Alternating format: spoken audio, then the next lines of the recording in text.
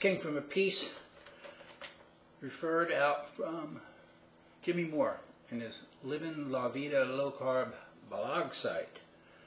And he refers to it and suggests that people read this information. So there was a question posed to somebody who calls themselves a nutritional counselor.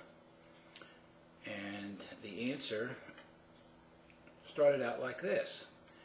If you avoid all plant-based foods and milk products along with any kind of sweets, then you're getting too few carbohydrates in your diet. Too few carbohydrates. Now, point is, we don't need any carbohydrates at all. None. Zero.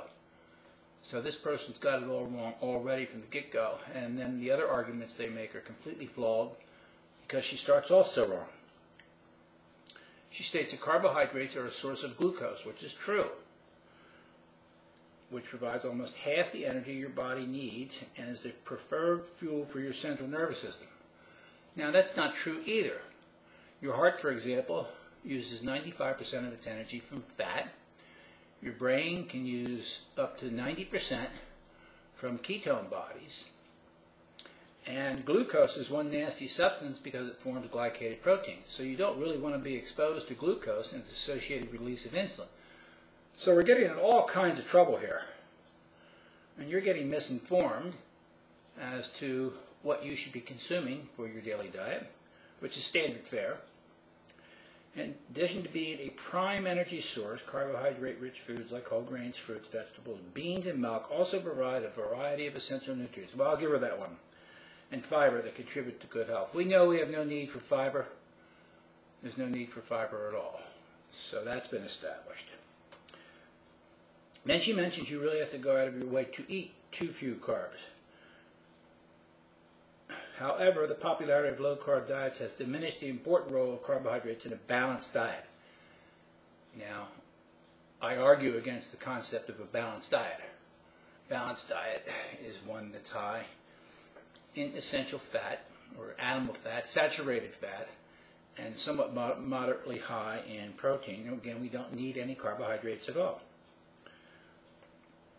And people eat them because they taste so darn good, she says. So she asked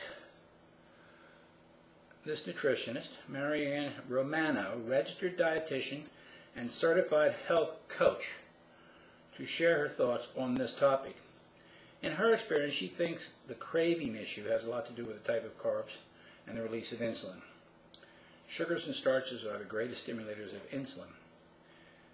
It is important to know that when blood sugars peak, insulin is released, and over time blood sugar levels fall. And we are hungry again, hence we start to crave carbs again. To make matters worse, this high level of insulin turns on fat storage as well. Well, the rate at which insulin stimulates the storage of carbs as fat is very low. So that process will be maximized long before you ever reach peak insulin levels. And it's interesting because it has been found by Gerald Reeven's lab in California that the so-called glycemic index, which reports that some carbs lead to a higher glucose response and insulin response than other carbs, that this has no physiological significance. The only thing it is a note of interest. It doesn't mean anything when it comes to the biochemistry of the body. So all these books and ideas based on the glycemic index are just a fraud.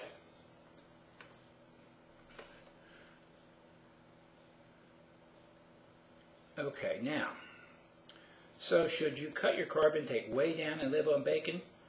As tempting as that may sound to some of you, it's not a good idea. Marianne explains that your brain relies on glucose to function. If you're a glucose eater, it will.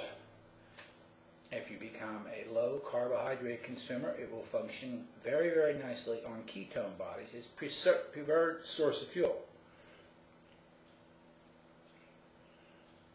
And then the liver has to make glucose from protein.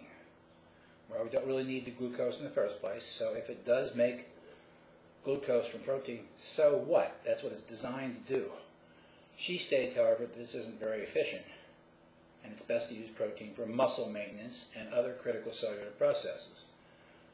It's also important to remember that even if you are serious about losing weight, using only fat for energy in the absence of carbohydrates results in ketone production. If ketone levels get too high, they can cause serious side effects. Well, there are two types of ketosis. There's physiological ketosis, pathological ketosis. In pathological ketosis, the pancreas can no longer secrete enough insulin to shut down the release of fat from the fat cell. And that is a problem. Now, in physiological ketosis, the pancreas will secrete insulin. That will go back to the fat cell and tell it to stop releasing fat. And then the ketones are kept at a manageable level automatically. No harm, no danger. Forget about it. Okay. So this is the kind of information we're getting from these different blogs. And this was published in the Times Union. So I'd be very concerned about this kind of information. Hi, I'm Dr. Greg Ellis.